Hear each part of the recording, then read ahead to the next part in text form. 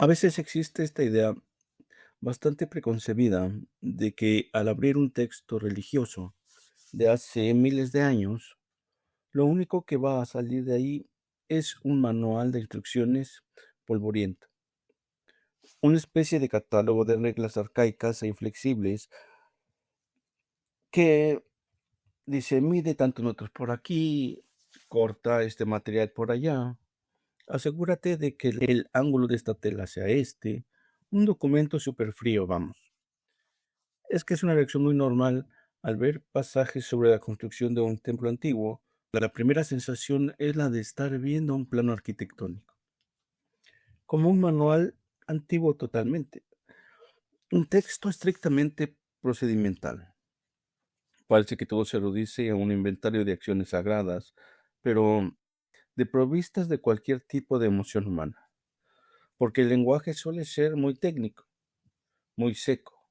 Sin embargo, y aquí es donde la cosa da un giro que nos ha dejado fascinados al ver las fuentes para la inmersión de hoy. Cuando se empieza a escarbar un poco, cuando se coge ese aparente manual y se lee a través de los ojos de los grandes comentaristas, el suelo se abre bajo nuestros pies. Nos da una luz muy grande. Nos da la instrucción de cómo encender un candelabro. Lo que aparece es un tratado de psicología humana espectacular. Es que lo que hacen estos textos bíblicos y específicamente el libro de los números, que es el que vamos a analizar hoy, es camuflar la complejidad del alma humana detrás de cosas como dimensiones físicas, tal vez metales preciosos. El objetivo real no es documentar la antigüedad, sino ofrecer un espejo en el que mirar nuestra propia condición humana. Y esa es exactamente la misión de nuestra exploración de hoy. Vamos a meternos de lleno en un conjunto de versículos muy concretos. Esto es un paso para el alma. Las instrucciones de la menorá. Iniciamos. Las instrucciones para encender la menorá, el famoso candelabro de oro del tabernáculo en el desierto. Pero no lo vamos a hacer solos. Nos vamos a guiar por los comentarios de Rashi. Rashi, palabras mayores. Un erudito del siglo XI en Francia que tenía una habilidad casi sobrenatural para encontrar océanos de significado en una simple coma o en el uso de un verbo un poco inusual. La idea para quien nos está escuchando es descubrir cómo las directrices sobre aceite, fuego y mechas esconden de verdad herramientas brutalmente prácticas para entender el liderazgo y el ego hoy en día. Para lograr eso necesitamos partir de una premisa muy básica con este tipo de literatura. Y es que debemos de entender que ninguna sola sílaba está ahí por accidente. Debemos saber que ahí no es un fallo de edición.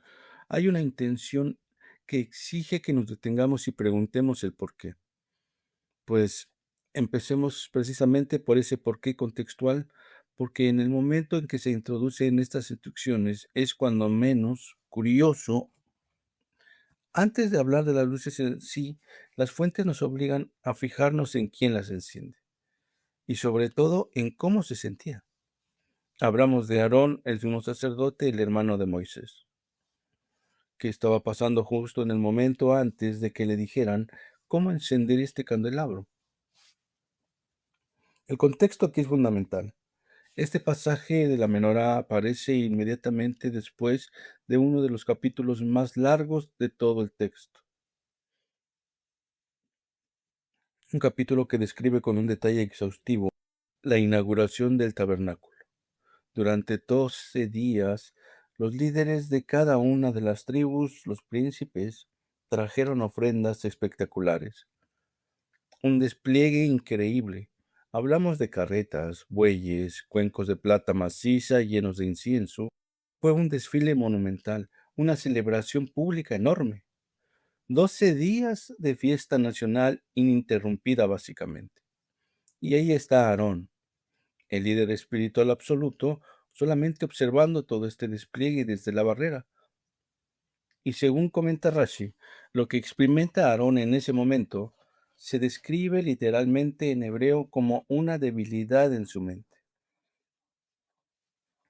O sea, se viene abajo, se siente profundamente excluido porque resulta que ni él ni su tribu, que son los levíes, han sido llamados a participar en este gran evento de donación. Y, ojo, no hay que interpretar esta debilidad como un simple ataque de celos por cosas materiales. Aarón no estaba enfadado porque no le dejaran regalar un cuenco de plata. No era una rabieta de niño pequeño. Su angustia radicaba en un miedo espiritual súper profundo, el temor a haber sido rechazado por Dios, por Hashem, al ver a todo el mundo consagrado en ese espacio participando y darse cuenta que él se ha quedado al margen, siente que no tiene ninguna parte de la alegría colectiva de su pueblo. Pero siendo un poco justos con nuestra psicología actual, suena un poco al típico síndrome de quedarse fuera de la foto, ¿cierto? La prensa cortando las cintas, sonriendo, con los flashes y todo, y de repente al director médico, que es la persona que realmente va a salvar las vidas ahí dentro a diario, pues le da un bajón tremendo porque no lo han llamado, no le dieron tijeras para salir en la foto. Porque además el texto valida ese sentimiento humano, no lo castiga en absoluto, no lo culpa.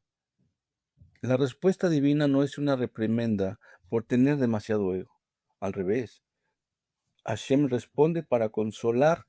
Le dice algo así como, tu papel es mayor que el de ellos, porque tú encenderás y prepararás las lámparas. Y para entender el texto real de este consuelo, la analogía del rey y el palacio, que veremos más adelante más explícito. Compara las ofrendas de estos príncipes con un gran banquete que se organiza justo antes de inaugurar el nuevo palacio. Es un evento súper ruidoso, público, único en la vida.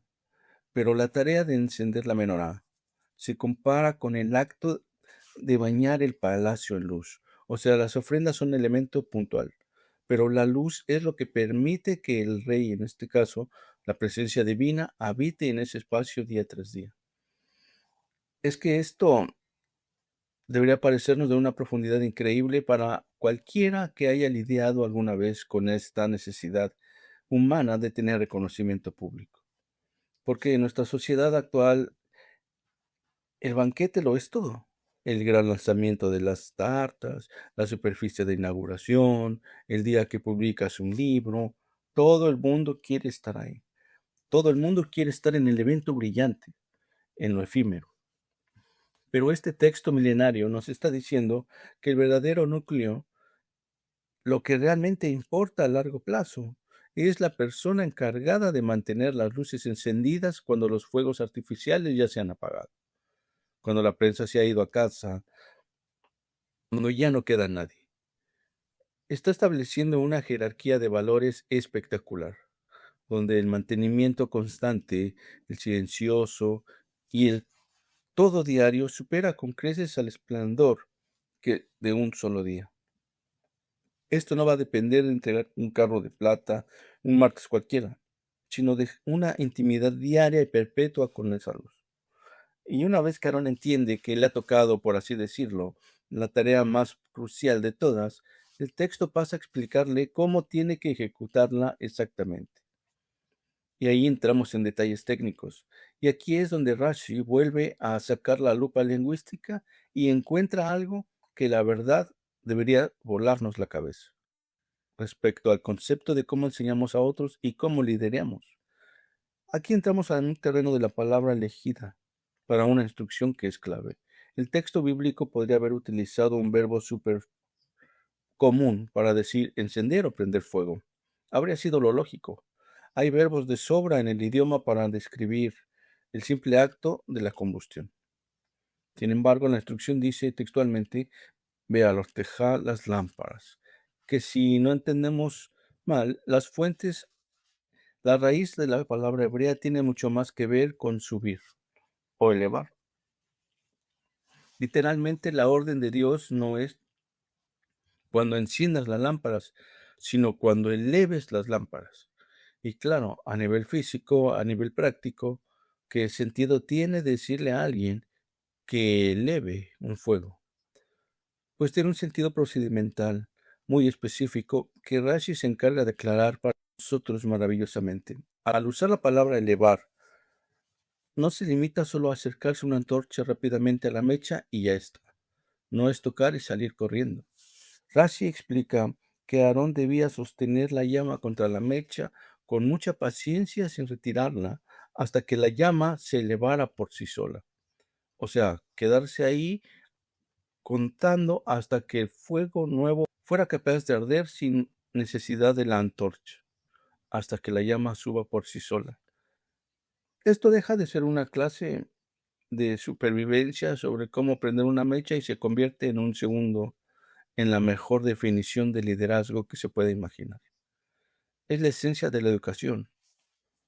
Porque si pensamos en lo que hacemos mucho hoy en día, a veces un jefe en el trabajo, un profesor, por las prisas, por la ansiedad de abajo, de avanzar rápido, simplemente te lanzan la información, te la tiran a la cara y quema un poco al alumno con una avalancha de datos o de nuevas instrucciones y se va corriendo a apagar otro incendio, lo cual genera una dependencia absoluta a largo plazo.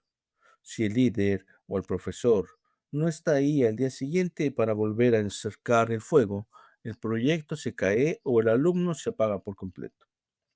No saben seguir solos. La menorá nos exige quedarse ahí sosteniendo la fuente de conocimiento, aguantando un poco la incomodidad de ese proceso de aprendizaje, acompañando hasta que la otra persona es completamente autónoma. El verdadero éxito de quien enciende la luz no es que la habitación se ilumine y todos digan, uy, qué bien lo hizo, sino asegurar que la lámpara ya no necesite para nada seguir brillando. Es renunciar a un protagonismo personal para empoderar al otro al 100%. Y además hay un detalle físico en los textos que hace que esta metáfora sea total más visual, el escalón. Resulta que había un escalón de piedra justo enfrente de la menorá de oro. Aarón no podía hacer este encendido cómodamente desde el suelo. Tenía que subir físicamente un peldaño para descansar y encender las lámparas. El sacerdote tiene que elevarse él mismo primero para poder elevar las lámparas después. Es un recordatorio físico de que la transmisión de conocimiento o de valores no se puede hacer desde la paridad. Requiere un esfuerzo activo, requiere posicionarse en un lugar de mayor altura, pero ojo, no por una superioridad moral egoísta, sino por la responsabilidad pura de tener una perspectiva más amplia para poder sostener esa llama ajena. Ahora bien, todo esto suena muy bonito y muy poético el primer día. El día de inauguración todo es precioso. Ese primer día, subirse al escalón, sostener la llama con muchísima paciencia y ver cómo la luz inunda todo el tabernáculo, debería ser una experiencia enorme, trascendental. Pero claro, ¿qué pasa el día 500? ¿Qué pasa 5 años después, haciendo exactamente el mismo protocolo milimétrico cada mañana y cada tarde? Aquí hay una trampa brutal que el texto aborda. La gran trampa de la entropía humana, que es la rutina. El ser humano está diseñado para habituarse a cualquier cosa, incluso los milagros. Si ocurren todos los milagros a las 8 de la mañana, pues terminan convirtiéndose en un ruido de fondo solamente. Y el texto bíblico resuelve este problema de la rutina con una frase que, leída sin todo este contexto, parece la declaración más redundante y aburrida de la historia. Y Aarón lo hizo así. Después de darle todas las instrucciones maravillosas a Aarón, el versículo concluye simplemente diciendo, y Aarón lo hizo así. Punto final. Ya está. Cualquiera que lea eso pensaría, pues claro que lo hizo así, se lo acaba de ordenar Dios en persona. ¿Qué iba a hacer? Ignorarlo. Rashi señala que esa frase que parece tan innecesaria de y Aarón lo hizo así, está ahí exclusivamente para cantar las alabanzas de Aarón, subrayando que no se desvió. Pero ¿por qué alguien merece una alabanza extraordinaria simplemente por seguir unas instrucciones al pie de la letra. Yo lo leía y decía, bueno, pues que es un burro. Pero él lo hizo sin perder jamás la emoción. Los sabios explican que el mérito de Aarón no fue encenderlo un día, fue que encendió el sentido número 1000 con la misma emoción y el mismo temor que la primera vez. Nunca fue en piloto automático. Nunca permitió que un acto sagrado se convirtiera en un hábito mecanizado. Combatir la anestesia para la repetición constante es, según esta tradición, una hazaña espiritual casi más grande que abrir el Mar Rojo. Fíjate que hay otra capa en esta alabanza que resulta muy chocante para nuestra mentalidad moderna, que está superorientada a la eficiencia y a la optimización del tiempo. Una delegación de tareas. Estamos hablando de Aarón, el sumo sacerdote. Era el equivalente al CEO de una corporación espiritual gigante. Sus vestimentas estaban llenas de oro, de piedras preciosas. La ley permitía perfectamente que ciertas tareas previas, las menos glamurosas, digamos, las hicieran otros sacerdotes de menor rango. Él podría haber delegado sin violar ninguna ley religiosa. Podría haber aparecido en la sala solo en el último segundo para, no sé, decir la bendición solemne, acercar el fuego, la foto y listo. Pero las fuentes insisten muchísimo en que no delegaba nada. Cuentan que él mismo, con sus propias manos, se encargaba del trabajo sucio, de raspar las mechas, claro. Raspar las mechas quemadas de la noche anterior, vaciarle el aceite viejo, limpiar el hollín negro de los cuencos de oro. Ver al sumo sacerdote limpiando ceniza negra parece el peor uso del tiempo de un directivo según cualquier manual de negocios moderno. ¿Por qué empeñarse a limpiar la suciedad en persona? Porque en este paradigma, la diferencia del nuestro, no hay división entre las tareas ejecutivas y las serviles cuando se trata de un propósito elevado. Para Aarón, limpiar el hollín de ayer era exactamente igual de sagrado que invocar la luz de hoy. Una lección de humildad. Es que Aarón no solo quiere la gloria de encender la llama preciosa, pero rechaza la humildad de limpiar las cenizas grises. Entonces no habría él entendido nada del servicio. La alabanza de no se desvió significa precisamente eso, que aceptó la totalidad de la tarea, desde la suciedad más baja hasta la luz más alta, sin que su ego se metiera de por medio, sin que su ego le dictara qué partes eran dignas de un sumo sacerdote y cuáles no. Esto es un golpe directo a la cultura de hoy en día. Vivimos obsesionados con la innovación, con la difusión constante, con externalizar el mantenimiento porque parece que es trabajo de segunda clase. Lo aburrido se delega siempre. Y alabar la constancia de alguien que simplemente aparece todos los días, hace el trabajo monótono, limpia las cenizas sin quejarse ni una sola vez.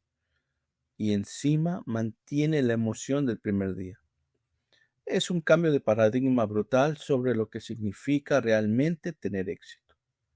Y hay un pequeño detalle técnico sobre el resultado de ese trabajo diario que Aarón refuerza esta idea. Las instrucciones detallaban cómo debían orientarse las mechas de las 7 lámparas, la posición de las llamas. No apuntaban hacia el frente de la habitación, de forma paralela para alumbrar más. Las 3 de la derecha y las 3 de la izquierda debían tener sus mechas giradas de forma asimétrica para que las llamas apuntaran siempre hacia la lámpara central. Lo cual, si pensamos desde un punto de vista del diseño de interiores puro y duro, es un desastre absoluto, totalmente ineficiente. El objetivo de una lámpara cara es iluminar un espacio. Lo lógico es que la luz se proyecte hacia afuera, en todas direcciones. ¿Por qué concentrar la luz apuntando hacia el propio eje de la menorá? Rashi ofrece una respuesta teológica muy contundente. para que nadie pudiera cometer el error de pensar que Dios necesita iluminación física en su propio tabernáculo, como si Dios estuviera a oscuras. Si las lámparas apuntaran hacia afuera, parecería un esfuerzo utilitario humano por resolverle un problema a la divinidad. Al obligar a las mechas a ver hacia adentro o hacia el centro, el mensaje cambia. Esta luz no está ahí para iluminar el camino a Dios. Es para nosotros. Es un mandato para que el ser humano enfoque su propia conciencia hacia la unidad de la creación. Es una luz autorreferencial para recordarnos a nosotros mismos de dónde venimos, no una linterna para lo divino. Y hablando de esta unidad, creo que es el momento perfecto para dar un paso atrás. Salir del funcionamiento diario, observar el momento exacto en que se fabricó este objeto. La fabricación. Esa es otra historia increíble, porque el nivel de complejidad que revelan las fuentes sobre la construcción física de este candelabro es que es para no creérselo. Para entenderlo hay que remontarnos a las instrucciones originales que recibió Moshe. El texto usa una palabra hebrea muy específica para describir la técnica de fabricación. Y las fuentes dejan clarísimo qué significa ese término. Mishá significa o se traduce como o gravatada o forjada a base de martillo, que incluso acude a una palabra francés de la época adribic, que denota el acto literal de golpear algo repetidamente. Es que la implicación de usar este término supone el mayor desafío metalúrgico que uno se puede imaginar. Y en esta nos atreveríamos a decirlo también. La orden divina era que toda la menorá, desde su base más gruesa hasta el eje central, las 6 ramas laterales, los cálices y unas florecillas ornamentales súper delicadas en los extremos. Absolutamente todo debía surgir de un único y continuo bloque de oro puro. Todo de una pieza. Un bloque de un talento, un kikar que son como 40 o 50 kilos de oro sólido. Pero pensemos en esto desde la pura lógica de un artesano. Si tengo un bloque de 50 kilos de oro macizo y me piden hacer un árbol simétrico, precioso, con flores, lo normal, lo sensato es fundir el oro, hacer unos moldes hermosísimos, crear el tronco por un lado, las ramas por otro, tallar las flores en la mesa tranquilamente y luego soldar pacientemente todas esas piezas perfectas. Visualmente habría quedado idéntico y habría sido, vamos, 1000 veces más rápido, más fácil. Pero la instrucción prohibía terminantemente cualquier ensamblaje. No se podía soldar ni añadir absolutamente nada posterior. El orfebre tenía que contenerse, calentar y usar cincel y martillo para estirar el oro. Imagínate separar las ramas del tronco sin romperlas, esculpir esta al último pétalo a base de golpes limpios sobre el bloque original. Tendría que haber sido una tarea titánica. De hecho, las fuentes relatan que el mismísimo Moshe, que venía de procesar las leyes cósmicas más complejas para formar una nación entera, se atascó con esto, se bloqueó por completo. Moisés no lograba entender cómo se podía hacer algo intrincado a base de golpear un solo bloque de oro. La tradición cuenta que Dios tuvo que mostrarle una menorá de fuego, se le apareció para que pudiera él captar el diseño. Y aún así, el Midrash dice que Hashem tuvo metafóricamente señalarle con el dedo cada detalle para que Moisés asimilara cómo las geometrías emergían orgánicamente de esa raíz única. Y si a Moshe le costó tanto asimilarlo, la pregunta obvia que surge es, ¿por qué tanta exigencia? Si una vez terminado nadie iba a notar la diferencia entre uno soldado y uno forjado a martillazos. ¿Por qué forzar un proceso tan doloroso? Tendría que haber un motivo inmenso, un motivo gigante detrás de la exigencia del mismo. El motivo es que la dimensión de lo sagrado, el medio de creación, es el mensaje final, la menorá, Es el símbolo universal de la luz divina, de la sabiduría, de la verdad. Y lo que este requisito técnico enseña es que la verdad auténtica no puede ser un rompecabezas ensamblado a partir de partes dispares. No es un Frankenstein. No se puede construir la verdad cogiendo un poco de conveniencia por aquí, soldándole una filosofía atractiva por allá y uniendo piezas según nos convenga en la vida.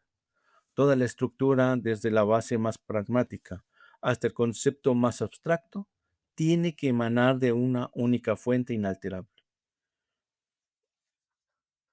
Y el hecho de que se logre mediante golpes, mediante ese micha, también nos parece súper revelador. Demuestra que sacar a la luz la verdadera forma de algo no es un proceso de sentarse a reflexionar plácidamente en un sofá. Requiere sudor, es un proceso de fricción, exige resistencia, exige el trabajo constante del martillo, esa disciplina que va moldeando y quitando lo que sobra hasta que la forma correcta se revela por fin, porque en el fondo no se estaba añadiendo nada externo al bloque original. Toda la potencialidad de la menorá, toda su luz, ya estaba contenida secretamente dentro de ese enorme bloque de oro. El trabajo duro solo revelaba lo que ya existía. Es asombroso cómo se conectan los puntos. Empezamos analizando lo que parecía, pues es un inventario de un templo de la Edad de Bronce, y resulta que hemos estado hablando de nosotros mismos todo el tiempo, de cómo funcionamos, de qué nos da miedo y de cómo debemos actuar en el día a día. Ahora continuamos con el Midrash Rabbah. Esta inmersión de hoy toma la fuente clásica, concretamente del Midrash Rabbah, sobre el libro de los números, en la sección conocida como Bealoteja, y le da la vuelta a la tortilla. Nuestra misión es tratar de entender un misterio teológico que, bueno, parece un simple manual de instrucciones, pero esconde el abismo brutal.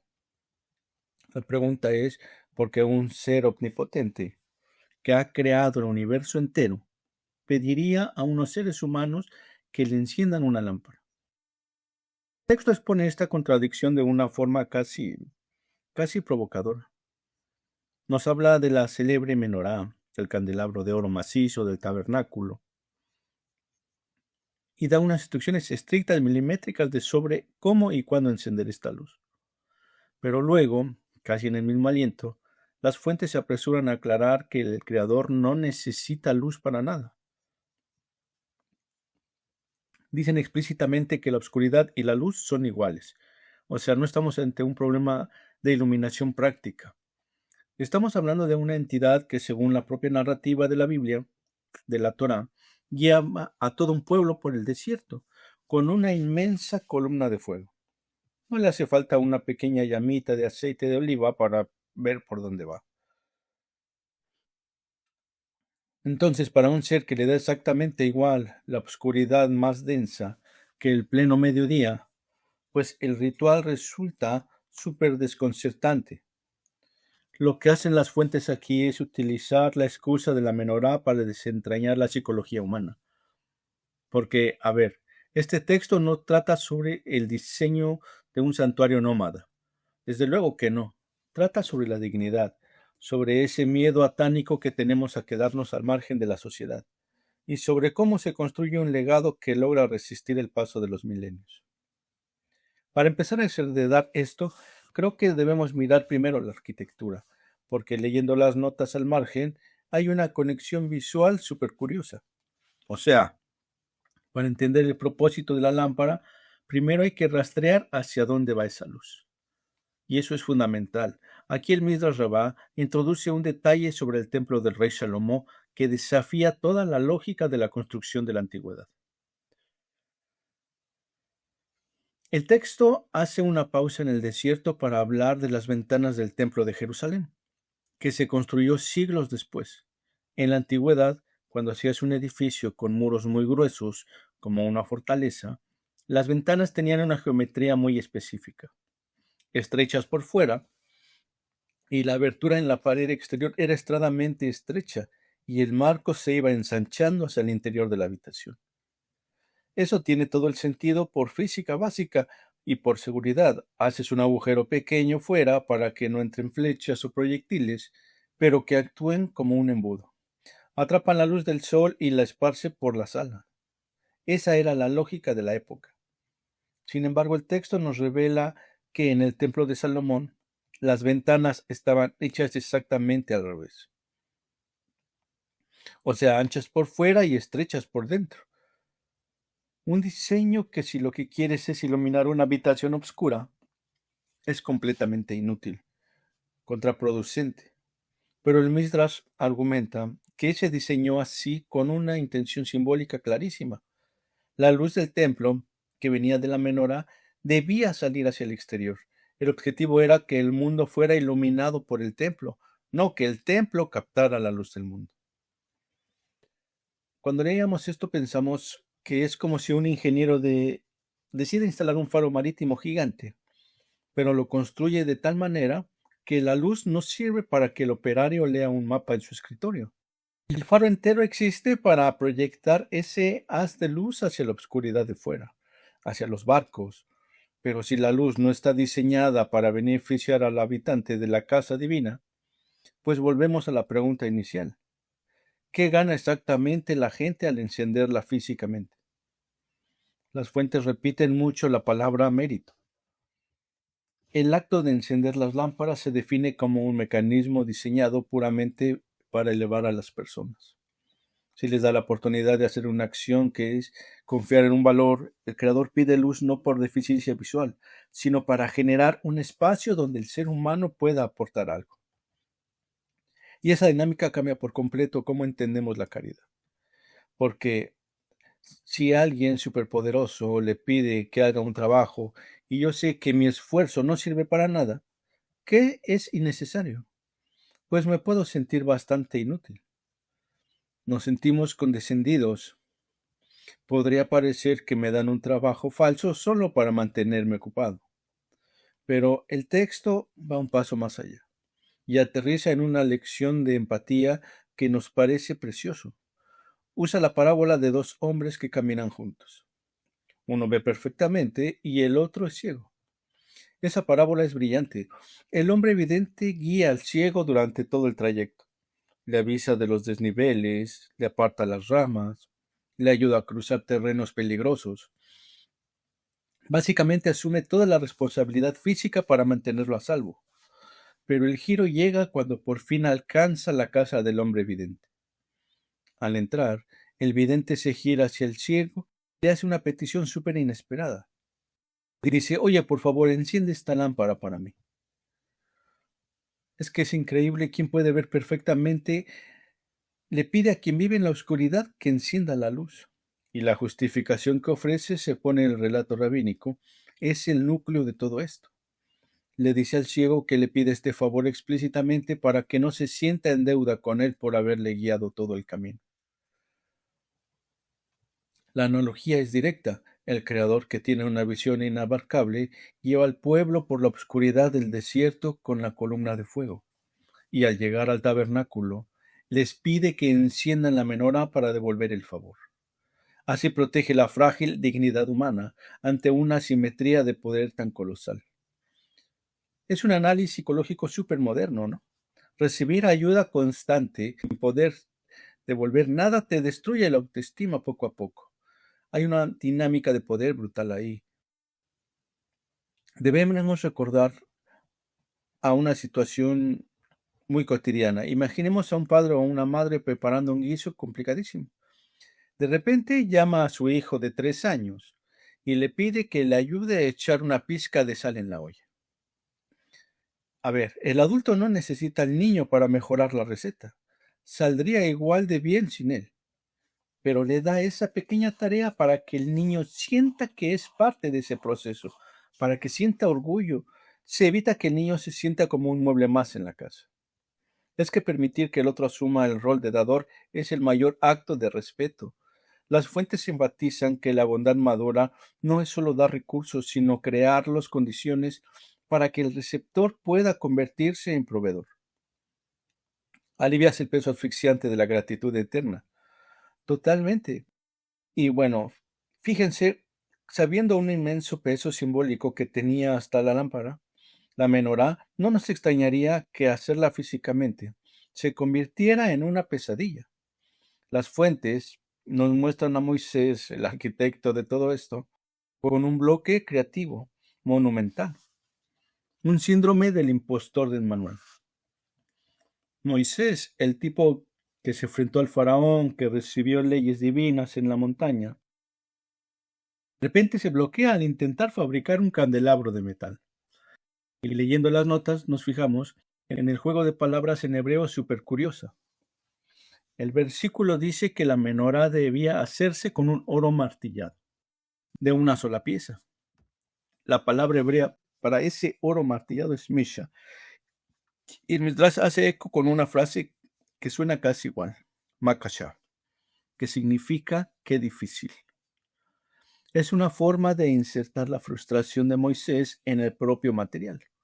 La complejidad geométrica de la estructura simplemente se le escapaba. Y uno esperaría que el creador, pues no sé, le diera unos planos de qué a más detallados, pero primero intenta métodos pedagógicos distintos. Empieza apuntando con el dedo y como ve que Moisés sigue sin entender, recurre a algo mucho más visual. Le muestra un milagro, una visión de la menorá hecha entera de fuego como un holograma flotando delante de él, para que viera cada cáliz, cada esfera, cada flor. Y ni con esas Moshe lograba entender. A pesar de ese despliegue, las manos de Moshe siguen paralizadas. Es que, claro, al revisar cómo se resuelve este bloqueo, debería llamar la atención el detalle del texto. Mira, coge un bloque de oro, de un talento o un kikar, y tíralo directamente al fuego.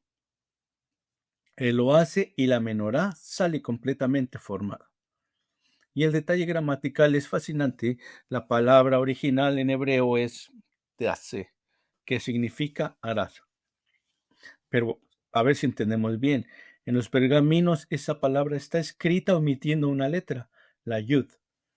Y la falta de esa letra transforma el tú la harás en un se hizo a sí misma. ¿Debería de ser correcta la interpretación que hacen los rabinos? Es súper precisa. La gramática misma, al quitar esa letra, actúa como testigo de que la lámpara no fue cincelada por ellos. Salió de forma milagrosa. Pero el debate rabínico va más allá. No es solo un truco de magia. Tiene que haber algo más. Es una lección sobre el control. Moshe era el líder definitivo, acostumbrado a cargar con el peso de toda la nación. Obligarle a tirar el oro al fuego y dejar que se forme solo es un ejercicio brutal de redención. Le enseñan que a veces el paso final de una gran obra no requiere más esfuerzo y cabezazos, sino saber soltar el control y dejar que la obra te trascienda. Entre esforzarse y al máximo y saber cuándo soltar. Aunque claro, esa inseguridad de Moshe frente al fuego casi parece poca cosa, si se compara con lo que estaba sufriendo su hermano Aarón a nivel emocional.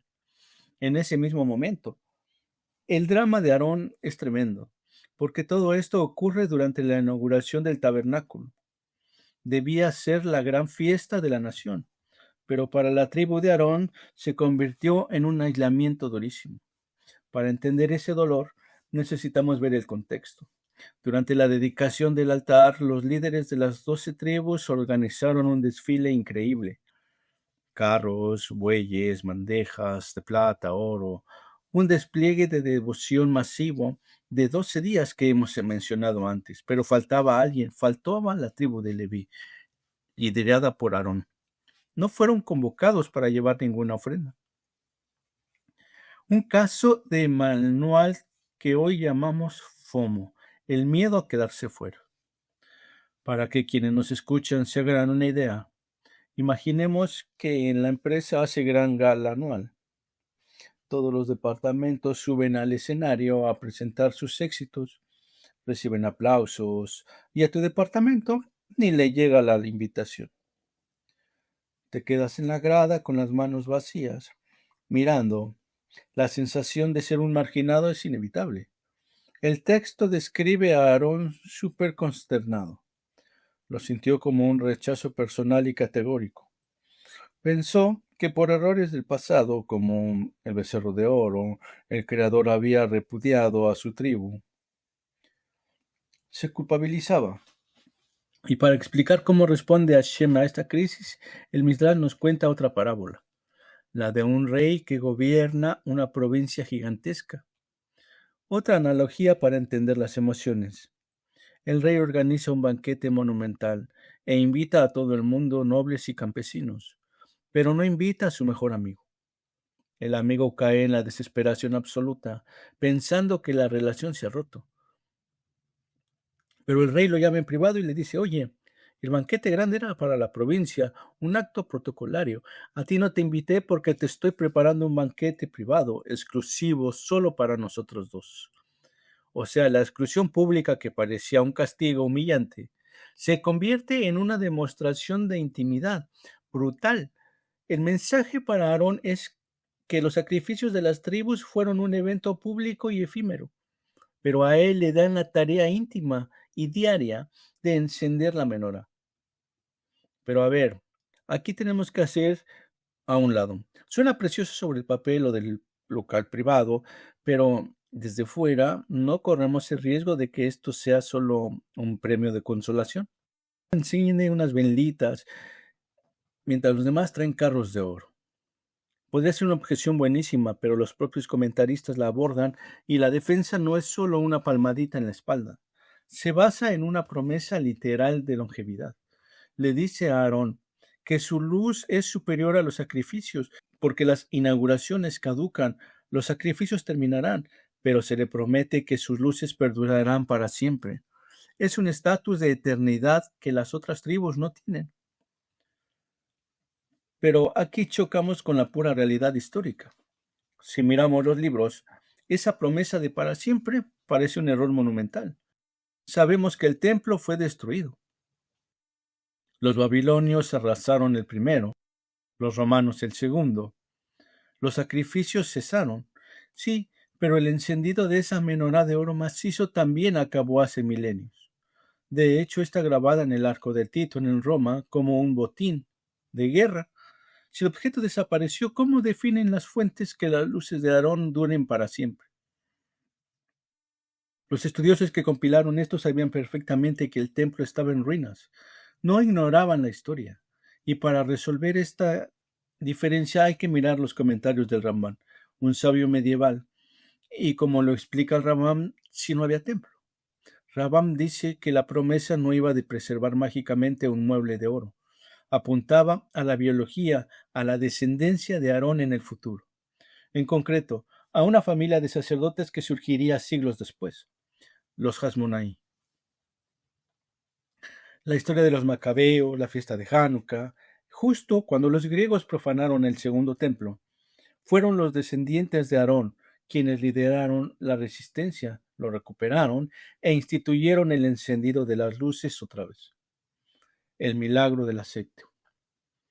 Y el Rambam dice, fíjate, mientras que el humo de los sacrificios de las tribus desapareció, la orden de encender las luces, rescatada por la sangre de Aarón, es una práctica que se enciende en hogares de todo el mundo, cada año, hasta el día de hoy. Es una resolución más elegante. La promesa de eternidad se cumple saltando los muros del templo y, bueno, democratizándose en las ventanas de millones de casas a lo largo de los siglos. Las 12 tribus tuvieron la portada del periódico de la época, pero el legado de Aarón se incrustó en el tiempo. Y hay un segundo elemento histórico súper potente. Además de las luces, la línea de Aarón conservó otra función. Hasta el día de hoy en las sinagogas de todo el mundo, los descendientes de Aarón, los Coamín, siguen elevando sus manos y recitando la bendición sacerdotal, con las mismas palabras de hace milenios. Las ofrendas de plata desaparecieron, pero la transmisión de la luz y la bendición probó ser indestructible. La verdad, si miramos todo el terreno que hemos cubierto hoy, es alucinante. Empezamos abriendo un texto que parecía un aburrido manual técnico sobre metalurgia y mechas, un manual de instrucciones de IKEA antiguo. Y bajo esa superficie resulta que es un tratado súper sofisticado sobre la fragilidad del ego humano. Nos ha obligado a repensar en el altruismo con esas ventanas invertidas, que no absorben luz, sino que la proyectan. Y el bloqueo de Moisés ante el fuego, que nos enseña a soltar el control y el peso emocional de las parábolas. El banquete privado del rey que transforma el fumo de Aarón en un legado eterno que hoy vivimos en Hanukkah. Y por supuesto, la imagen preciosa del vidente pidiéndole al ciego que encienda la luz al llegar a casa, que nos enseña que dar caridad no está completo hasta que proteges la dignidad del que la recibe. Es que estas fuentes no buscan solamente catalogar rituales de nómadas del pasado, son un espejo de nuestras tensiones psicológicas del día de hoy, el miedo a ser irrelevantes, la necesidad de aportar valor. Todo eso está codificado en la forja de ese candelabro. Y bueno, todo esto nos invita a una reflexión final, superpotente sobre cómo operamos en nuestro día a día, especialmente cuando estamos en relaciones asimétricas, ya sea con corporaciones gigantes, con mentores, o cuando nosotros somos los que tenemos los recursos y ayudamos a alguien, el que está arriba y el que está abajo. ¿Cuántas veces reducimos la ayuda a una simple transferencia económica e ignoramos el peaje emocional del otro? Quizás la próxima vez que alguien superpoderoso y que lo tiene todo nos pida un favorcito, deberíamos abusar un momento. ¿De verdad nos piden ayuda porque no saben encender la luz?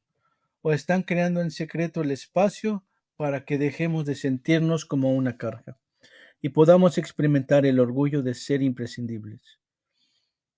Ahí lo dejamos para ustedes. Muchas gracias por acompañarnos en este viaje y nos escuchamos en la próxima inmersión profunda. Esto es Un Paso para el Alma.